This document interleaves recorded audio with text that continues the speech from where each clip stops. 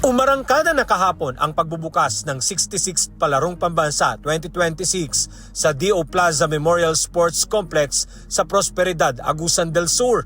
Isa-isang pumasok sa venue ang mga delegado mula sa iba't ibang panig ng bansa habang bitbit ang kanilang mga bandera at kulay ng kani-kanilang rehiyon. Naging makulay at puno ng enerhiya ang parada ng mga atletang sasabak sa sports event.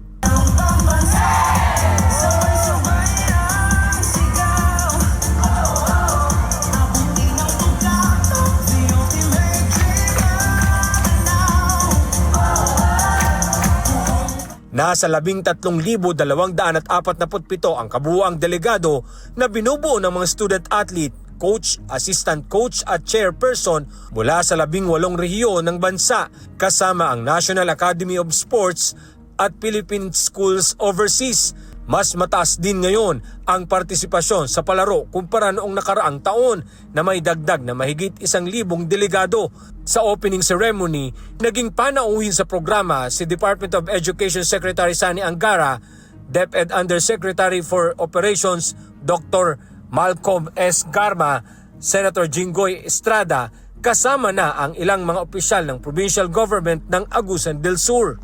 Sa talumpati, agad nananawagan si Governor Santiago Cani Jr. ng Agusan del Sur sa national government hanggang sa mga lokal na pamahalaan na suportahan ang mga batang atletang Pilipino upang makabuo ang bansa ng mga manlalaro na maaaring sumabak sa international sports. I am calling on our national government, our local government. Let us support. Let us formulate a sports program that would truly give fair chance to every Filipino athlete to excel, not only in the national level, but also in the international level. Kasi tayong mga Pilipino, ang lakas po nating pumalakpak kapag ang isang atletang Pilipino ay nanalo sa mga international sports competition. Ang bilis po nating bigyan sila ng karangalan.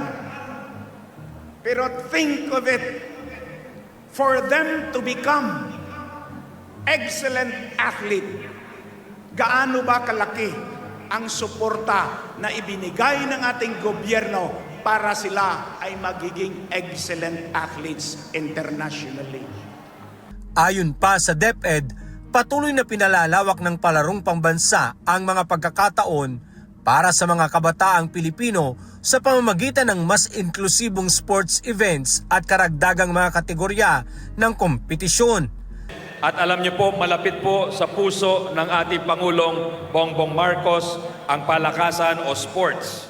Ang mas malaking budget na nakuha this year para sa palaro mula sa pagbuo ng school sports katulong ang PSC, ang pag-aayos ng sports facilities. Lahat po yan ay utos ng ating mahal na Pangulo.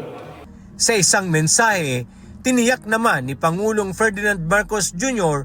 ang suporta para sa mga batang atleta.